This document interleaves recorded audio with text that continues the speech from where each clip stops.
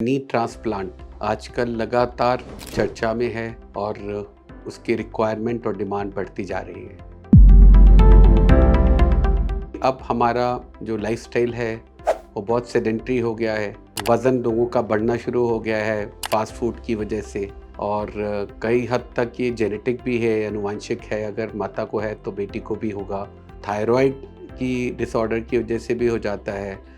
बहुत ज़्यादा ज़मीन पे बैठ के करने का काम या बहुत जॉगिंग करना, जो आजकल लोग बहुत हैवी वेट जिम में जाके उठाते हैं, स्क्वाट करते हैं, उनसे ये लगातार बढ़ने में आ गया है। घुटने में अगर चोट लगे तो उसके बाद भी घुटना जल्दी से घिस जाता है, लिगामेंट इंजरी हो या कार्टिलेज की या मेनिस्कस की इंजरी हो। तो प्रश्न ये है कि कब ज़रूरत पड़ती है जब घुटना घिसने पर ट्रांसप्लांट की नौबत आ जाए।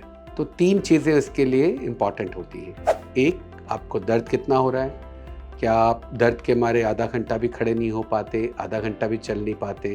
क्या दर्द के लिए आपको सप्ताह में 1 बार से ज़्यादा दर्द की गोली लेनी पड़ती है? क्या दर्द से आपका रात की नींद खराब हो गई है? कितना काम आप कर पाते हैं? कितना चल फिर सकते हैं? क्या आप आधा घंटा खड़े होकर चल सकते हैं, आधा किलोमीटर चल सकते हैं कि नहीं? और तीसरा ये है कि आपके जीवन की गुणवत्ता या क्वालिटी ऑफ लाइफ है, वो कितनी प्रभावित हो गई है।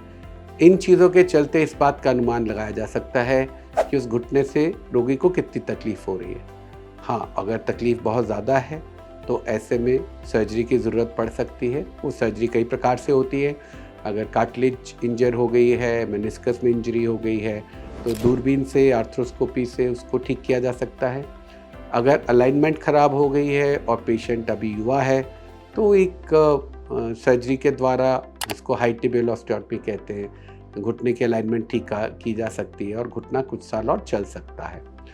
और टोटल या पार्शियल नी रिप्लेसमेंट की जा सकती है। तो नी रिप्लेसमेंट के बारे में बहुत से मिथ्या या मिथ आजकल प्रचलित हैं।